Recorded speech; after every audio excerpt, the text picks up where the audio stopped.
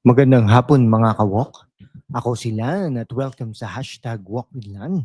Yung channel na hindi lang nagsiserve ng hot takes, kundi full course meal ng katotohanan sa gitna ng political circus natin today. Today, simpleng kwentuhan lang. Pero heads up, it's a couple of minutes deep dive na magpapakaba sa inyo. Hala, military coup? Ha? AFP General Browner may pasabog na may kudeta?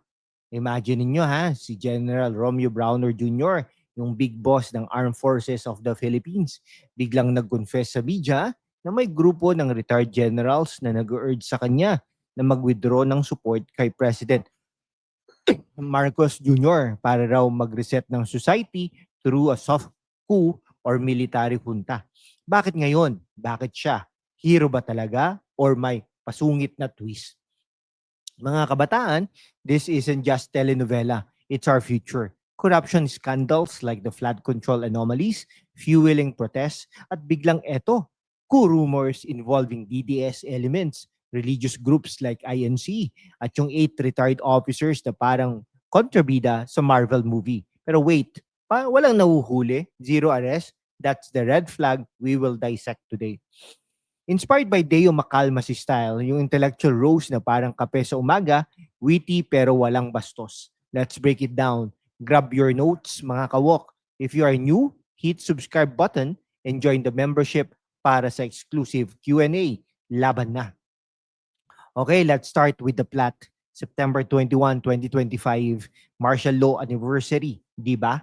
Perfect timing for drama. Protest galore, laban sa korupsyon, lalo na yung flood control mess na nagdulot ng baha at galit ng bayan. Tapos biglang lumabas ang report ni Manny Mogato, yung Pulitzer Prize winning journalist na parang Pinoy Woodward at Bells Burns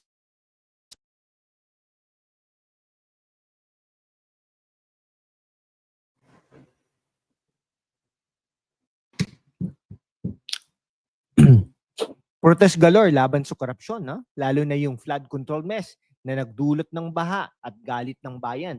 Tapos biglang lumabas ang report ni Manny Mogato, yung Pulitzer Prize winning journalist na parang Pinoy Woodward at Bernstein rolled into one.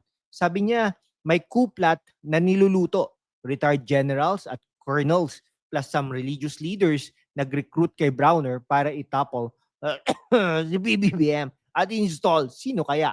Sara Duterte or full junta mode.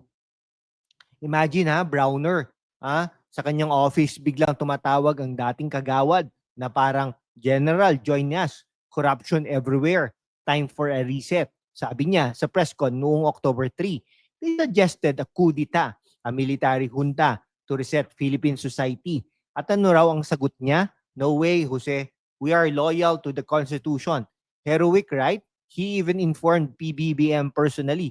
Pero wait, 8 names known, faces identified sa social media at wala pang sedition cases.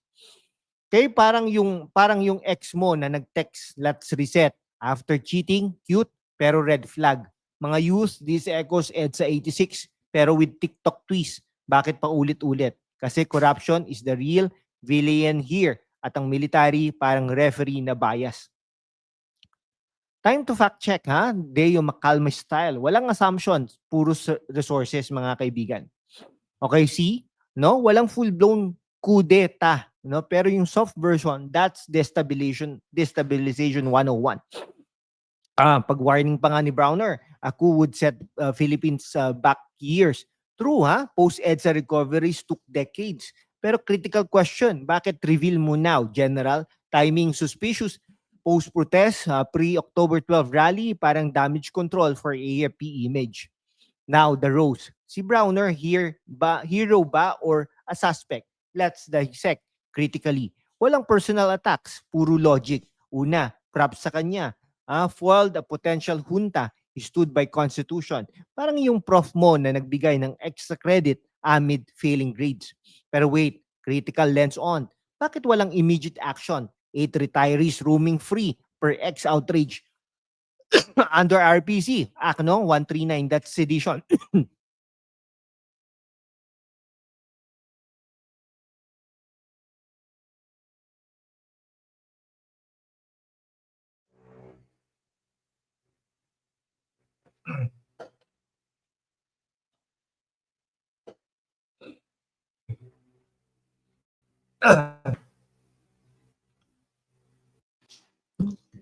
Okay, under Republic Act, no? Yung Article 139, that's sedition. 6 to 12 years yan, ha? Inciting, 4 to years plus fine. Pala says treason wraps incoming. Pero bakit slow-mo? Parang traffic si EDSA. Alam mo solution, pero walang gagalaw. Imagine your General Browner biglang join the dark side from old buddies. You say no, tell the boss, end of story. Nope, public demands justice. Mga kabataan dyan, no? Kami, Gen Z, millennials, we are tired of recycled plots. DDS pushing Sara.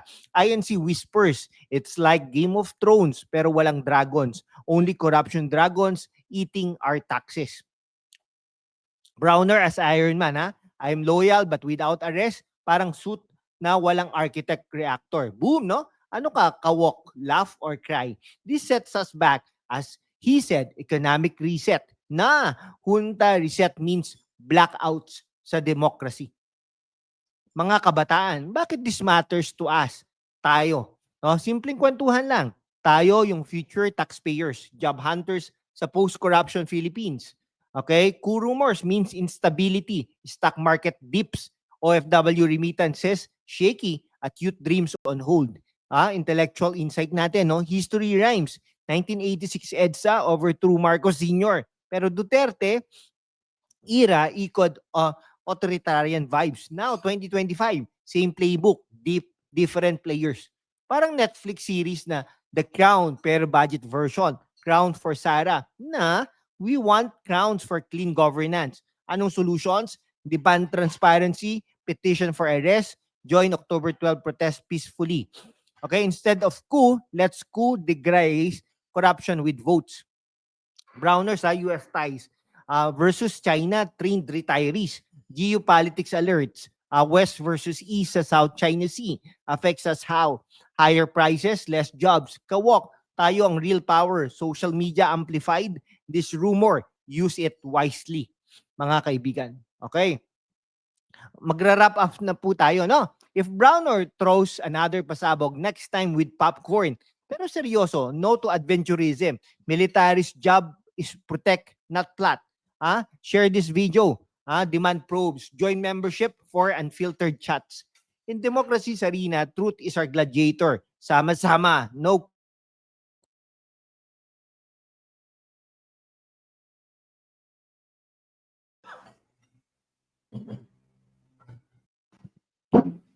Okay, salamat sa mga couple of minutes na yan. Mga kawok, ano sa tingin mo? Hero ba si Browner or needs audit, mga kaibigan? Mag-comment down below. Next topic natin, Sarah's next move. Stay woke.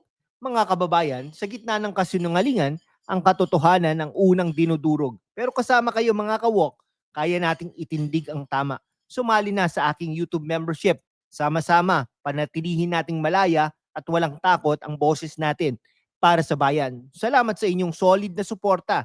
Mag-subscribe na sa #WalkWithLan, YouTube channel membership at maging bahagi ng ating masiglang laban, laban para sa katotohanan. Peace out at mabuhay ang Pilipinas.